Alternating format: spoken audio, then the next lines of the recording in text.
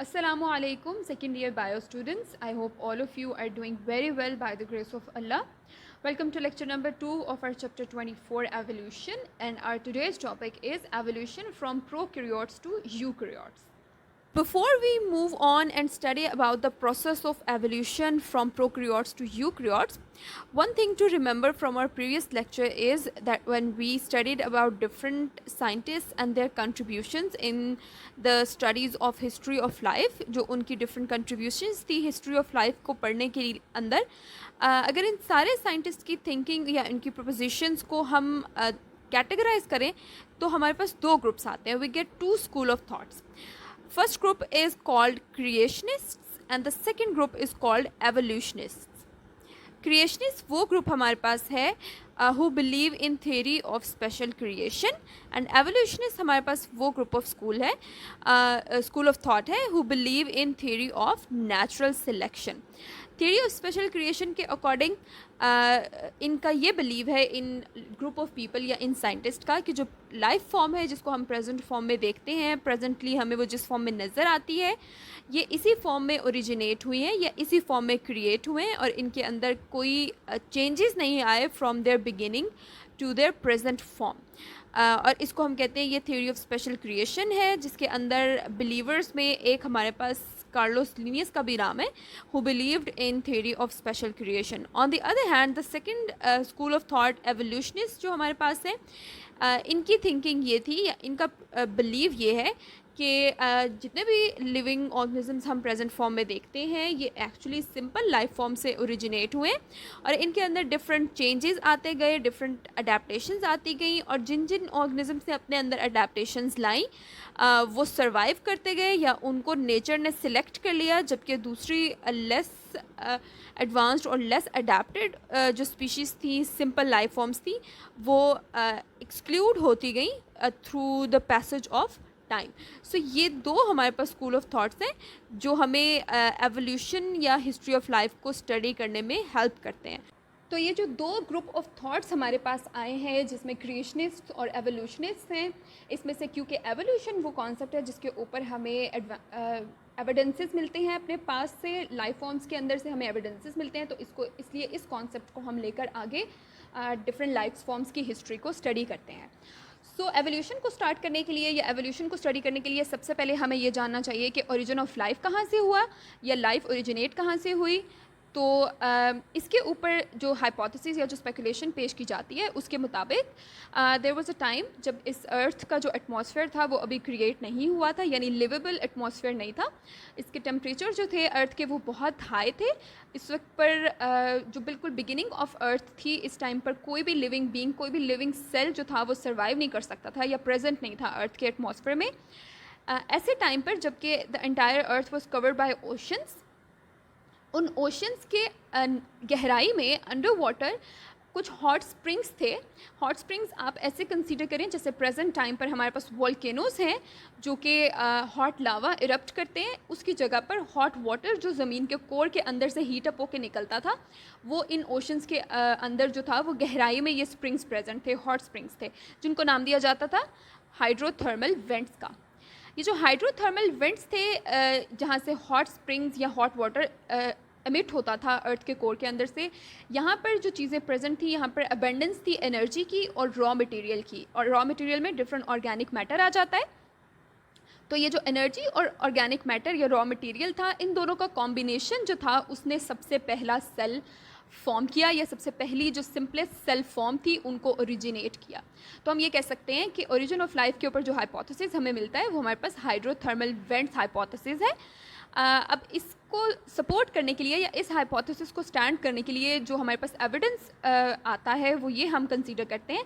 There is a group of bacteria called archaebacteria, जिनको study करने के बाद, उनकी लाइफ फॉर्म को स्टडी करने के बाद और उनकी हिस्ट्री को पढ़ने के बाद हमें ये पता चलता है कि ये वो सिंपलेस्ट लाइफ फॉर्म्स थी जो कि हिस्ट्री के बहुत बिगिनिंग में हमें मिलती हैं. यानी हिस्ट्री ऑफ लाइफ के बिल्कुल बिगिनिंग में जो हमें सिंपल लाइफ फॉर्म्स मिलती हैं उनमें से एक ये ग्रुप ऑफ बैक्टीरिया भी थे जिनको आर्कियोबैक्टीरिया का नाम दिया जाता है. उसके पीछे रीज़न ये है कि क्योंकि ये इनका स्ट्रक्चर जो था वो बहुत सिंपल था and also they were able to survive very high temperatures. तो ये दोनों चीज़ें जो है वो मैच करती हैं इस हाइपोथेसिस के साथ कि जो ओरिजिन ऑफ लाइफ है वो हाइड्रोथर्मल वेंट से हुआ है, but this is a hypothesis still, so we can not be sure if that was the case or not. अब ये जो आर्कियोबैक्टीरिया प्रेजेंट थे, इनको फूड मिल रहा था इन हाइड्रोथर्मल वेंट से, यानी इनका जो न्यूट्रिएंट्स का सोर्स था वो ये एनर्जी और ये रॉ मटेरियल्स थे। अब इसके बाद जो इनके अंदर फर्स्ट फ्यू चेंजेस आने शुरू हुए थे वो बेस्ड ऑन देयर न्यूट्रिएंट्स थे। इन आर्कियोबैक्टीरिया के अंदर न्यूट्रिएंट्स के लिए जो एक स्ट्रगल थी उसकी बेसिस पे इन्होंने अपने अंदर कुछ चेंजेस लाने शुरू कर दिए। अब वो चेंजेस क्या थे, उसमें जो हम प्रेजेंट टाइम पे हम जिसको नाम देते हैं सिंथेसिस ऑफ फूड या फोटोसिंथेसिस जिसको हम कहते हैं, यानी कि न्यूट्रिएंट्स हासिल करने के लिए इन्होंने अब खुद से अपने न्यूट्रिएंट्स बनाने शुरू कर दिए थे। क्योंकि जब एक स्पीशी जो है जिसका नंबर इंक्रीजिंगली बढ़ता जा रहा है, उसका नंबर इंक्रीज़ होता जा रहा है, तो वहाँ पे फूड के लिए कंपटीशन होगा, तो उसके लिए इनके ऊपर जो चेंज इन्होंने अपने अंदर लाया वो था सिंथेसिस ऑफ फूड। और फोटोसिंथेसिस जो प्रोसेस था बिल्कुल बिगिनिंग में वो ऐसा नहीं था जिसको हम प्रेजेंटली स्टडी करते हैं। इंस्टेड इन द बिगिनिंग ये जो ग्रुप ऑफ ऑर्गेनिजम्स थे they used hydrogen sulphide instead of water, और इसकी जगह पर ऑक्सीजन की बजाय सल्फाइड बाहर निकलता था। और ये रिएक्शन जो है ये हम अभी भी कुछ बैक्टीरियाज के अंदर, एनारोबिक बैक्टीरिया के अंदर देखते हैं जो हाइड्रोजन सल्फाइड को रिड्यूस करके ऑक्सीजन को रिलीज़ करते हैं। तो इस वजह से होना क्या शुरू हुआ कि इनके पास फूड आना शुरू हो गया, यानी शुगर्स तो आ गए इनके पास लेकिन ऑक्सीजन अभी बाहर नहीं आ रही थी। सो हम इस जगह पे या इस चीज़ को हम ये कह सकते हैं कि हमारे पास फोटोसिंथेटिक जो प्रोक्रियोट्स का ओरिजिन था वो यहाँ से हुआ था। So here we will say that this was the origin of photosynthetic prokaryotes, जिसमें पहले फोटोसिंथेसिस हाइड्रोजन सल्फाइड की प्रेजेंस में हुई एंड देन लेटर ऑन इन्हीं ऑर्गेनिजम्स ने जब एरोबिक काम करना शुरू किया या वाटर को यूज़ करना शुरू किया अपने फूड के सिंथेसिस लिए, तो ऑक्सीजन निकलनी शुरू हो गई, लिबरेट होनी शुरू हो गई सल्फर की जगह पे, और इस तरह से जो एटमॉस्फेयर था उसमें ऑक्सीजन आ गई। अब ये जो ऑक्सीजन एटमॉस्फेयर में प्रेजेंट हुई तो इसका मतलब है कि एटमॉस्फेयर जो था, अर्थ का जो एटमॉस्फेयर था उसका टेम्परेचर भी चेंज होना शुरू हो गया, और अब वहाँ पे डिफरेंट जो एरोबिक स्पीशीज़ थी उनके लिए कंडीशंस भी लिवेबल हो गई। सो इस वजह से अब एरोबिक स्पीशीज़ जो हैं उनका यहाँ से ओरिजिन स्टार्ट हो जाता है। सो हम ये कहेंगे कि सिंथेटिक प्रोक्रियोट्स हमारे पास आए हाइड्रोजन सल्फाइड को यूटिलाइज करके and then they turned into aerobic prokaryotes. यहाँ से onward you can see that they were the aerobic prokaryotes. Prokaryotes की अगर हम ओरिजिन की बात करें, इसके ऊपर टाइम स्टैम्प अगर हम लगाएं तो ये ऑलमोस्ट 3.5 बिलियन ईयर्स अगो की हम बात कर रहे हैं। और इसी तरह से इन प्रोक्रियोट्स के अंदर चेंजेस आने के बाद जब ये यूक्रियोट्स में चेंज हुए थे तो ये काम हमें ऑलमोस्ट 1.5 बिलियन ईयर्स अगो होता हुआ नज़र आता है, यानी कि प्रोक्रियोट्स के बनने के ऑलमोस्ट 2 बिलियन ईयर्स बाद हमारे पास यूक्रियोट लाइफ फॉर्म ओरिजिनेट हुई थी। इस दौरान में जो एटमॉस्फेयर था उसके अंदर अगर हम चेंजेस की बात करें, यानी अब हम चेंजेस इन एटमॉस्फेयर को देखें जो इस सारे प्रोसेस के साथ साथ चल रहा है, जिसकी वजह से हम ये देखते हैं कि जो लाइफ फॉर्म थी वो चेंज हुई थी। तो उसमें बेसिक एक तो चीज़ ये आ गई कि हमने कहा एटमॉस्फेयर में ऑक्सीजन लिबरेट होनी शुरू हो गई थी प्रोक्रियोटिक एरोबिक प्रोक्रियोट्स की वजह से। इस वजह से जो एटमॉस्फेयर था वो चेंज हो गया हमारे पास रिड्यूसिंग एटमॉस्फेयर से ऑक्सीडाइजिंग एटमॉस्फेयर में, यानी कि अब यहाँ पे ऑक्सीजन प्रेजेंट है यहाँ पर ज़्यादा, और अब जितने भी ऑर्गेनिजम्स होंगे वो ऑक्सीजन को यूटिलाइज भी कर सकेंगे और उनको अपनी लाइफ फॉर्म को इसके मुताबिक चेंज करना पड़ेगा। एक और जो इम्पॉर्टेंट स्टेप हुआ था चेंज इन एटमॉस्फेयर में वो था प्रोडक्शन ऑफ ओजोन, यानी ओजोन लेयर की जो प्रोडक्शन थी इसी ऑक्सीजन की वजह से, अबेंडेंस की वजह से, which we date almost 420 million years ago. ये जो ओजोन लेयर थी इसकी वजह से मज़ीद जो लाइफ फॉर्म्स थी उनके लिए कंडीशंस फेवरेबल हो गई, because we know about ozone layers, it's the layer present outside the surface of earth in the atmosphere that protects the harmful radiations, ultraviolet radiations coming from sun, और इनकी वजह से ozone ही की वजह से अर्थ का जो टेम्परेचर है वो भी मेंटेन रहता है और जो हार्मफुल रेडिएशन से अर्थ उससे भी प्रोटेक्टेड रहती है। तो ये तो थे चेंजेस इन एटमॉस्फेयर। अब हम अगर बात करें ओरिजिन ऑफ यूक्रियोटिक सेल्स का, यानी यूक्रियोट सेल्स कैसे ओरिजिनेट हुए थे। सो यहाँ पे आप हेडिंग दे दें ओरिजिन ऑफ यूक्रियोट सेल या फिर एवोल्यूशन ऑफ यूक्रियोट सेल्स। जो यूक्रियोट सेल्स का ओरिजिन है उसके ऊपर हमें एक दो हाइपोथेसिस मिलते हैं। दो बेसिक हाइपोथेसिस हैं जिनको फॉलो किया जाता है when talking about evolution of eukaryotes. उसमें जो फर्स्ट हाइपोथेसिस है it is called endosymbiont hypothesis. So the first hypothesis is, इसको मार्क कर लें, it is very important. First hypothesis that we talk about when talking about eukaryotic cells is endosymbiont hypothesis, and according to this hypothesis हुआ क्या था कि जो early prokaryotes थे यानी एनारोबिक प्रोक्रियोट्स थे जो ऑक्सीजन के बगैर रह रहे थे इस टाइम पर, उन्होंने क्या किया, उन्होंने अपने बॉडी के अंदर फूड के तौर पर इंजेस्ट करना शुरू कर दिया स्मॉल एरोबिक बैक्टीरिया को। सो ये जो एनारोबिक प्रोक्रियोट्स हैं, अमीबॉइड प्रोक्रियोट्स हैं, उन्होंने इंजेस्ट करना शुरू कर दिया या खाना शुरू कर दिया एरोबिक बैक्टीरिया को जिनको ऑक्सीजन रिक्वायर्ड होती है। लेकिन बजाय इसके कि उन बैक्टीरिया को अपनी बॉडी के अंदर ले जाने के बाद वो उनको डाइजेस्ट करें या उनको ब्रेक डाउन करें, इन्होंने उनको अपनी बॉडी का हिस्सा बना लिया, या हम कहते हैं इन एरोबिक बैक्टीरिया को उन्होंने स्टेबलाइज कर दिया। उनको डाइजेस्ट करने के बजाय अपनी बॉडी का पार्ट बना लिया। तो अब क्या हुआ कि एन एरोबिक बॉडी के अंदर हमारे पास एरोबिक स्ट्रक्चर्स आ गए छोटे छोटे। अब इन स्ट्रक्चर्स की प्रेजेंस की वजह से क्या होगा कि ये जो एरोबिक स्ट्रक्चर्स हैं, एरोबिक बैक्टीरिया इनकी बॉडी के अंदर प्रेजेंट हैं, ये ऑक्सीजन को यूज़ करेंगे, ऑक्सीजन को इस्तेमाल करेंगे और उसके रिज़ल्ट में एनर्जी निकाल कर जिस बैक्टीरिया जिस प्रोक्रियोट के अंदर ये प्रेजेंट है उसको एनर्जी प्रोवाइड कर देंगे। सो उनके लिए सोर्स ऑफ एनर्जी बन गया, यानी इन एनारोबिक प्रोक्रियोट्स के लिए source of energy, easy source of energy आ गया कि सिंपल उन्होंने उन स्ट्रक्चर्स को अपनी बॉडी के अंदर जगह दे दी है और वो खुद ब खुद ऑक्सीजन को इस्तेमाल कर करके एनर्जी इसको प्रोवाइड करते रहते हैं। तो इसलिए उन्होंने उनको अपनी बॉडी का हिस्सा बना लिया, जिस वजह से इसको हम कहते हैं एंडोसिम्बियोंट, यानी कि इंटरनल सिम्बियोसिस। क्योंकि जो एक ऑर्गेनिज्म है वो दूसरे ऑर्गेनिज्म के अंदर प्रेजेंट है, उसके साथ उसको फ़ायदा पहुंचा रहा है, तो इसलिए हम उसको कहते हैं एंडोसिम्बियोंट हाइपोथेसिस या एंडोसिम्बियोंट रिलेशनशिप। अगर इस इंफॉर्मेशन को, जिसमें हमने कहा कि बॉडी के अंदर एरोबिक कोई ऐसी पार्ट प्रेजेंट है जो एनर्जी प्रोड्यूस कर रही है, इसको अगर हम अपने करंट लाइफ फॉर्म के ऊपर अप्लाई करें तो कैन यू गेस कि हमारी बॉडी के अंदर, हमारे सेल्स के अंदर ऐसा कौन सा पार्ट है जहाँ पर ऑक्सीजन यूटिलाइज होती है और यूटिलाइज होकर बड़े एनर्जी प्रोडक्ट्स को तोड़ा जाता है और उसमें से एनर्जी निकलती है। If you can guess correctly, तो इन स्ट्रक्चर्स को प्रेजेंटली हम नाम देते हैं माइटोकॉन्ड्रिया का। सो एंडोसिम्बियोंट हाइपोथेसिस के according which was proposed by Lynn Margulis, इसको भी आप मार्क कर लें, इंपॉर्टेंट इन्फॉर्मेशन है। इसके अकॉर्डिंग अब तक हमने देख लिया कि माइटोकॉन्ड्रिया का ओरिजिन क्या था या माइटोकॉन्ड्रिया कहाँ से आया, जिसको हम प्रेजेंट सेल्स में देखते हैं।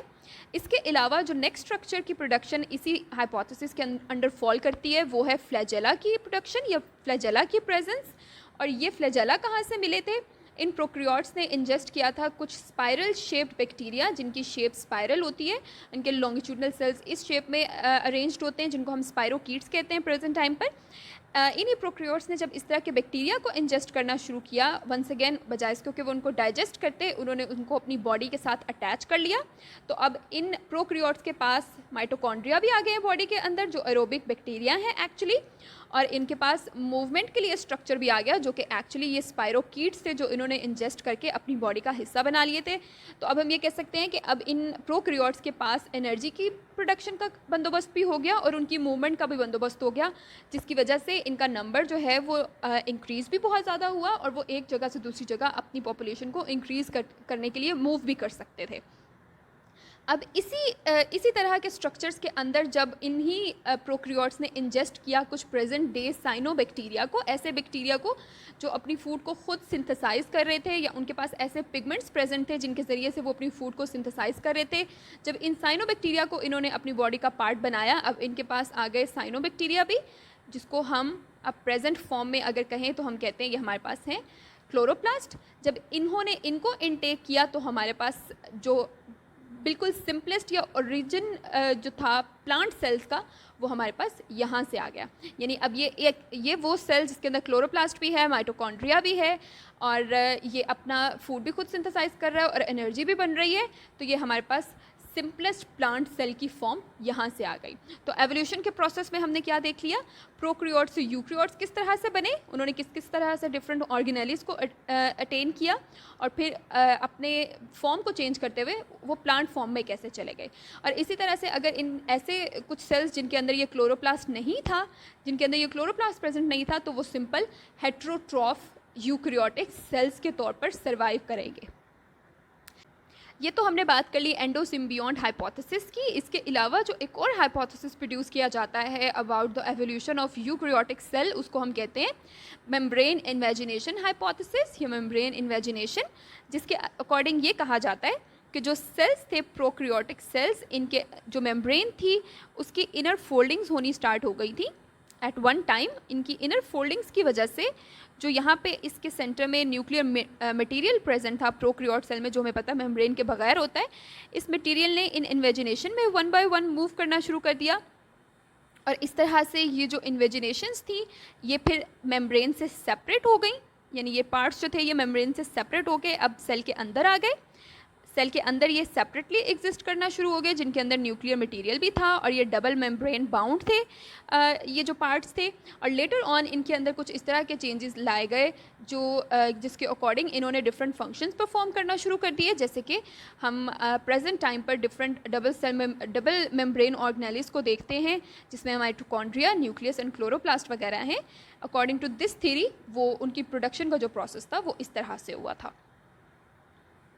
यहाँ पर आगे आपको डायग्राम की फॉर्म में दिखाया जा रहा है इन दोनों हाइपोथेसिस को। सो यहाँ पे हमारे पास एंडोसिम्बियोंट हाइपोथेसिस है और यहाँ पे मेम्ब्रेन इन्वेजिनेशन प्रोसेस है।